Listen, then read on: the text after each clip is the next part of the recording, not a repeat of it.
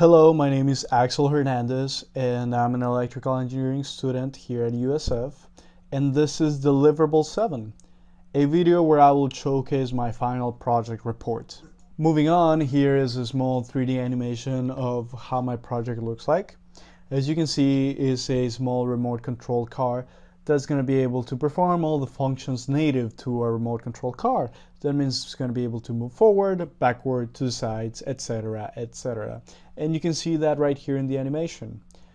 In this following image, you can see a control system block diagram for my project. My project is going to be powered by two AA batteries of 3.7 volts each. These batteries are going to be directly connected to an Arduino Uno, which is going to be my microcontroller. My microcontroller is going to be connected to a motor shield, which is going to be basically the heart of my entire system. Everything's going to be connected to the motor shield from here onward.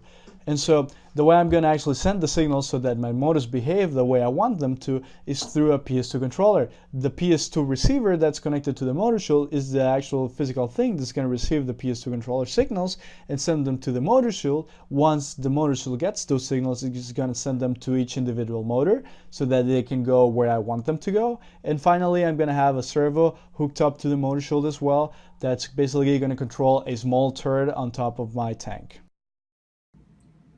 So this is my actual final project, the Mage-Tek tank, or M-Tank, and it's basically a small RC car, which I control through my PS2 controller, and it performs all the basic functions of a small RC car. It can go forward, it can go backward, it can turn to the sides, to both sides actually, and it even has a turret attached on top of it. So if I turn here and I go back, see how the turret is moving?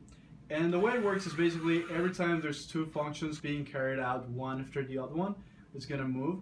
So if I go forward and then backward, you notice the turret is moving. If I go forward and then I turn to the sides, the turret will move. If I go backward and then turn again, the turret moves. And so that's basically a sporadic design, but if I actually want to control the turret, I can do it through pressing buttons in my PS2 controller, and that's the actual way I control my project. So if I want the car to go forward, I press up on the D-pad. If I want it to go backward, I press back on the D-pad. If I want it to turn to either side, I press left or right. And if I want to control the turret, I press the sticks or the two buttons in between. And it only works in a 10-degree radius. That's because if I were to have it do all 180 degrees, it would just go a little bit crazy. And yeah, that's it. That's my project. That's how it works.